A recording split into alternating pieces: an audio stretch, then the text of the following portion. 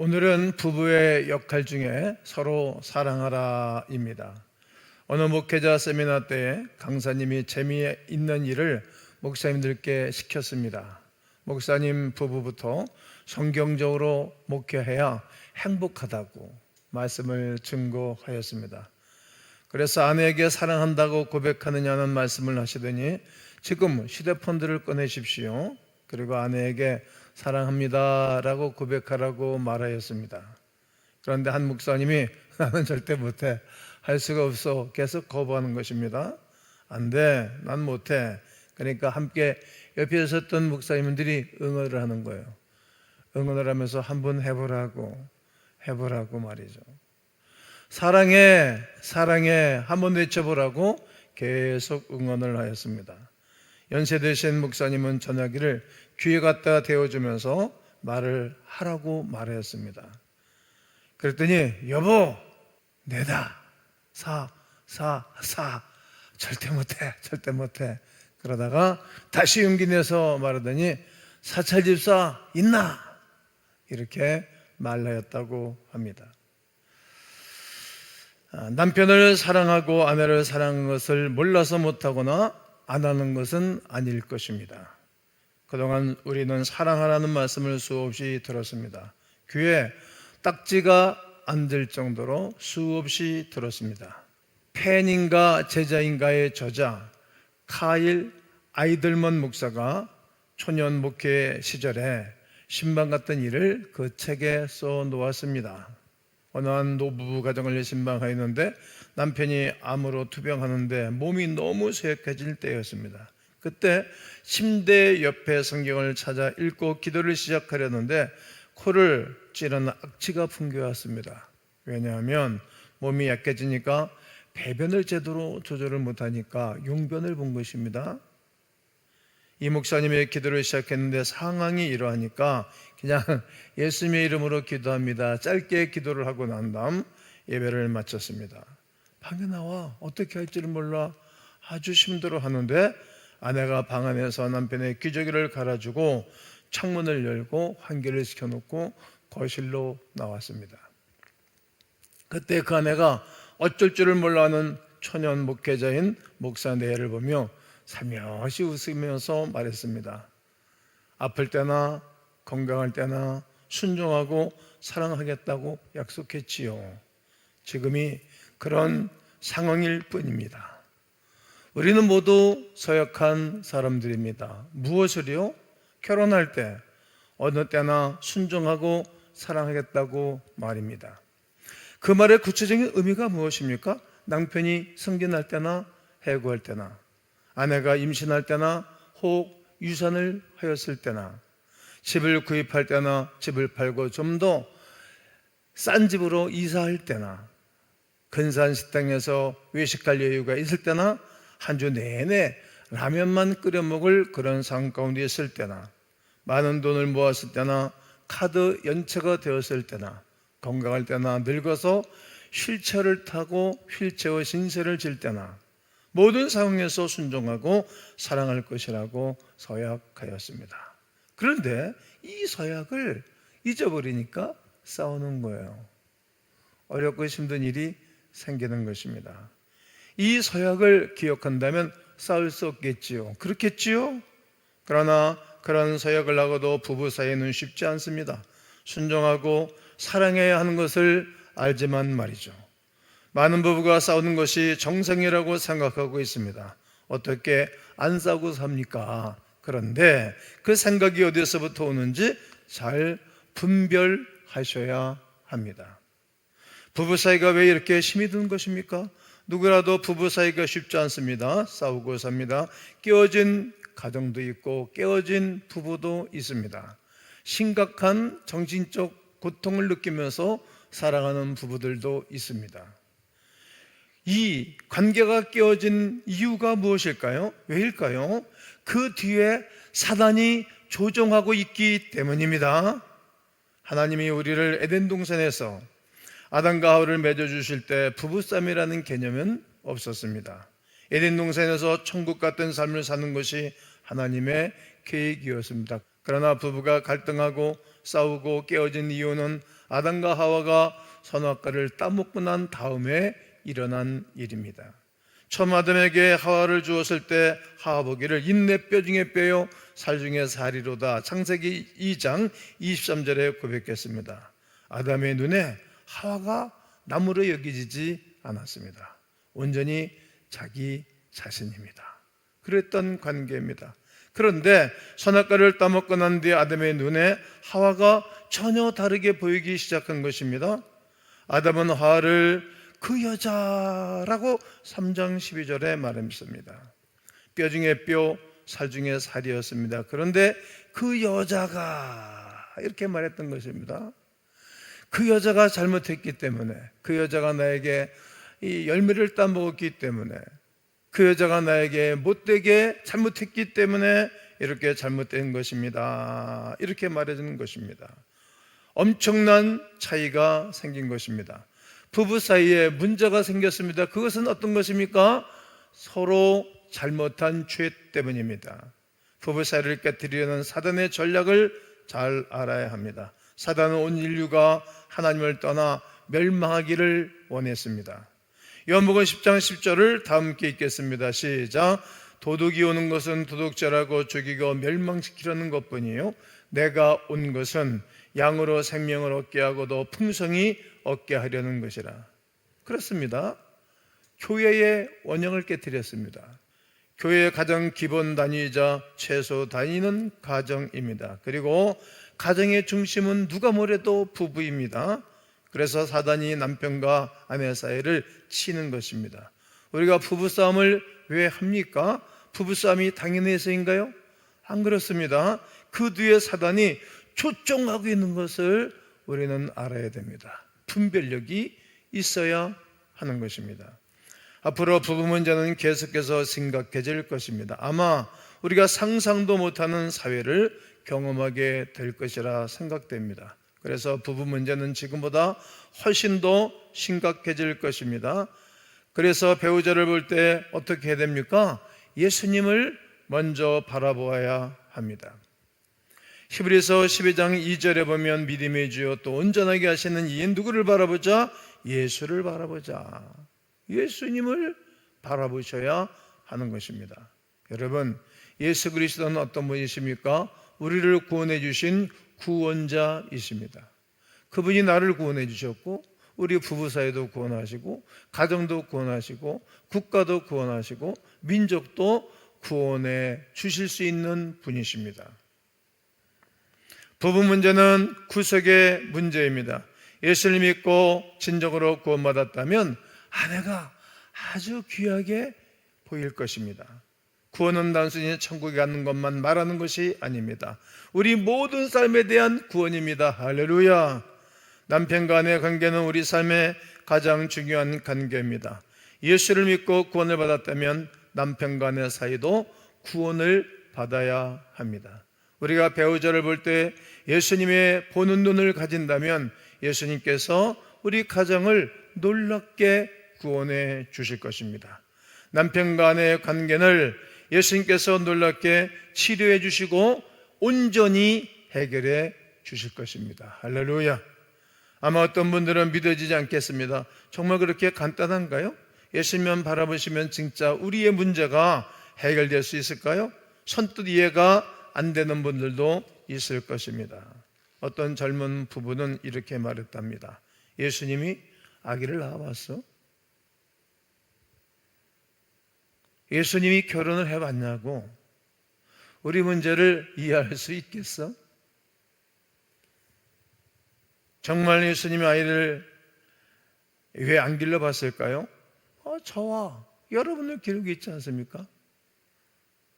찬송 570장 보면은 주는 나를 기르시는 목자요 나는 주님의 귀한 어린 양 푸른 풀밭 맑은 시냇물가로 나를 늘 인도하여 주신다. 주는 나의 좋은 목자 나는 그의 어린 양 저를 나를 따라 꼴을 먹여 주시니 내게 부족함 전혀 없어라. 여러분, 예수님 우리를 길러내고 계신 것 아닙니까? 얼마나 그분이 고통스럽고 얼마나 힘이 들었겠어요.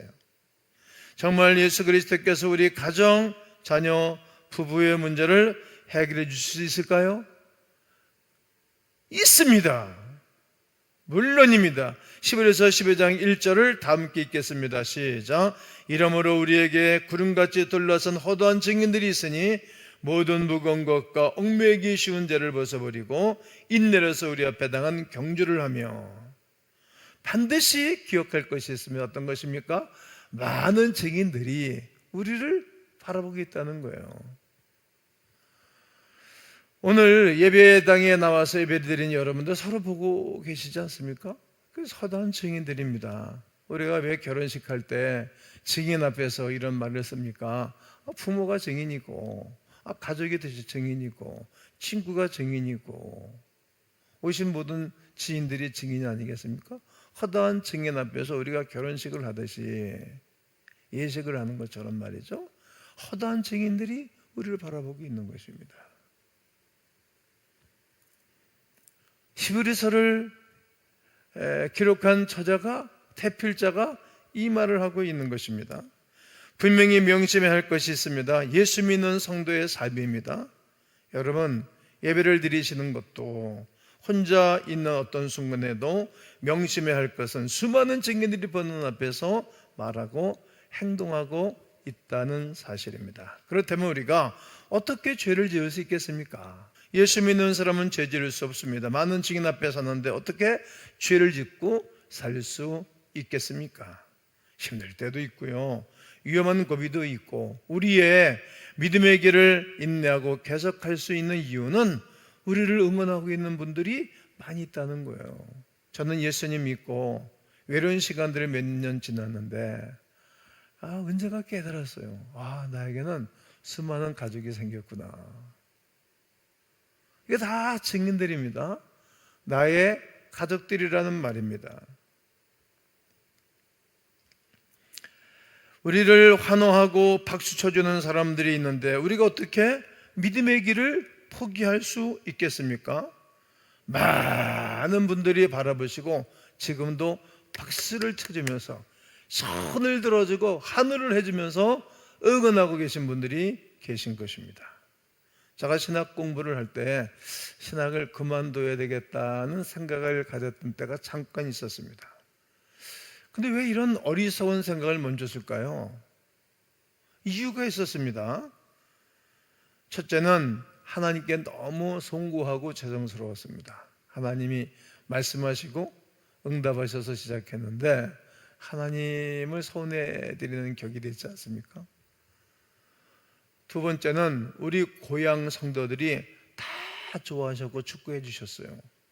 봉도들도 주신 분들도 있고 책 사보라고 용돈 주신 분들도 여러분들이 계셔요. 그분들이 얼마나 실망하시겠습니까? 또 저희 가족들도 아주 좋아하는 눈치였어요. 응원하는 눈치였습니다. 그런데 그 응원해주는 그런 분들을 어떻게 모른 척하고 못 본 척하고 제가 그만두고 포기하겠습니까? 그분들이 응원 때문에 다시 제가 용기를 내고 힘을 내고 그러고 오늘에 이르렀던 것입니다.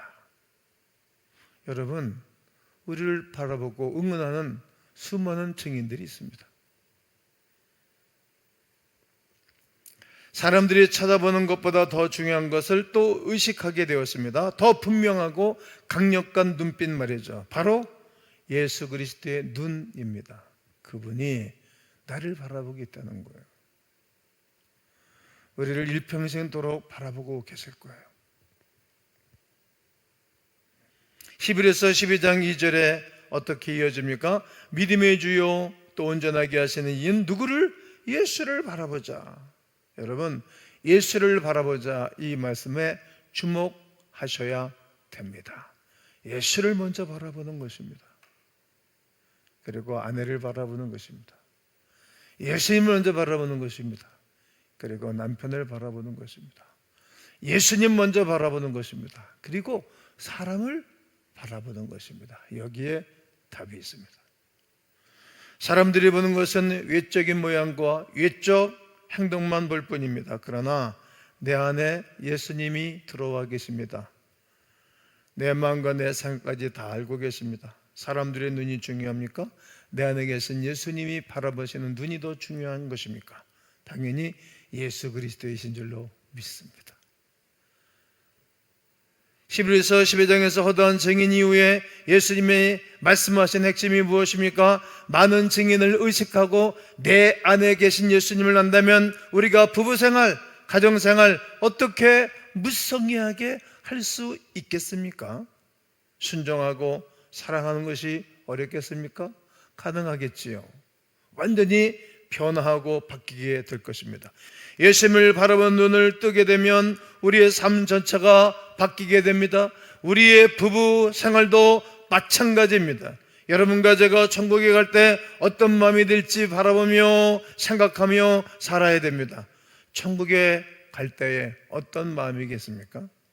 세상에 살 때 실패와 힘든 일도 불만족도 겪으며 살겠죠. 부부 생활도 마찬가지 아닙니까? 만족스럽지 못하죠. 때로는 힘들기도 하고 어떤 때는 팔자 타령 할 만도 합니다. 어떻게 그 많은 사람들 중에 저분이 내 남편이 되고 어떻게 많은 사람들 중에 저 사람이 나의 아내가 됐는가, 그러한 넋두리 할 때도 있을 것입니다. 그러나 우리가 천국에 들어갈 때 아마도 이렇게 말하겠죠. 하나님, 충분합니다. 그동안 감사했습니다. 그동안 고마웠습니다. 모든 불평, 염려, 짜증, 마음의 상처가 전혀 기억이 나지 않습니다. 왜요? 여기는 천국이니까요. 언제가 우리는 멀지 않아서 그 하나님의 나라에 입성할 날이 있기 때문입니다. 우리가 예수님을 바라보며 천국 갈 때 그 마음이 그대로 임하는 것입니다. 그래서 예수님을 바라보고 배우자를 바라보면 정말 달라집니다. 내 눈으로 보는 것과 예수님의 눈으로 바라보는 것은 완전히 다를 것입니다. 지금은 소천하신 고 강영우 박사님이 출장암으로 한 달을 더 살기 어렵다고 진단을 받고 가까운 이들에게 이메일로 성탄 편지를 보냈습니다. 그는 그 편지에서 자신의 삶을 간증하였습니다. 그리고 마지막 부분에 이렇게 덧붙였습니다. 두 눈을 잃고 저는 한평생 살면서 많은 것을 얻었습니다. 늘 여러분 곁에 함께하며 이 세상을 조금 더 아름다운 곳으로 만들기 위해 노력하고 싶은 마음은 간절하지만 안타깝게도 그렇게 할 수 없게 되었습니다.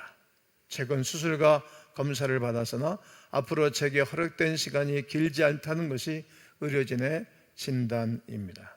저로 인해 슬퍼하거나 안타까워하지 마십시오.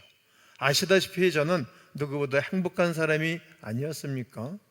끝까지 하나님의 축복으로 이렇게 하나, 둘 주변을 정리할 수 있고 사랑하는 사람에게 작별 인사를 할 수 있는 시간을 허락받았습니다. 한 분 한 분 찾아뵙고 인사드려야겠지만 그렇게 못하는 점 너그러운 마음으로 이해해 주시기를 바랍니다. 여러분으로 인해 저는 정말 사랑으로 충만했고 은혜로웠습니다. 감사합니다. 이 편지를 받은 사람들은 충격을 받았지요. 죽음을 눈앞에 두고 어떻게 그렇게 할 수 있냐는 거죠. 그래서 신문과 방송에 보도가 되었습니다. 그는 성공한 삶을 살았습니다. 하지만 더 중요한 것은 위대한 삶을 살아냈던 것입니다. 사람들은 의아하게 생각했지요. 저는 이보다 더 놀라운 전도는 없다고 생각합니다. 하나님이 없다고 사람들이 말하지만 강영우 박사는 그의 삶을 바라보고 그의 마지막을 정리하는 것을 바라보고 하나님이 살아계시구나. 하나님 믿는 사람들은 저런 모습이구나. 그리고 나도 저번에 믿던 예수 그리스도를 믿어야 되겠다라고 간접적으로 직접적으로 복음을 전해준 분이십니다. 여러분, 그분에게 강영호 박사에게 예수님이 함께 하셨기에 그런 인생을 살고 그런 말을 할 수 있었다 생각합니다. 그가 임종을 앞두고 아내에게 쓴 편지가 이렇게 소개되었지요. 사랑하는 아내에게, 당신을 처음 만난 게 벌써 50년 전입니다. 햇살보다도 반짝반짝 빛나고 있던 예쁜 여대생 누나의 모습을 난 아직도 기억합니다.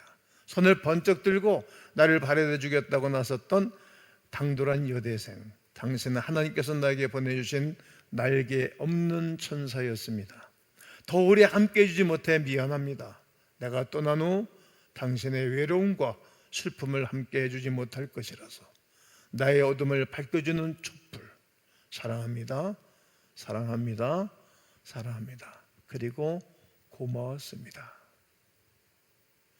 고 강영호 박사님의 삶을 위대한 삶으로 만드는 데는 강영호 박사님 안에 예수님이 계셨지만 예수님 안에서 하나가 된 아내가 있었기 때문입니다. 앞을 보지 못한 남편에게 눈이 되었습니다. 그리고 손을 잡아 주었습니다. 함께 걸어가 주었습니다. 예수님 안에 하나가 되어 주었기 때문입니다.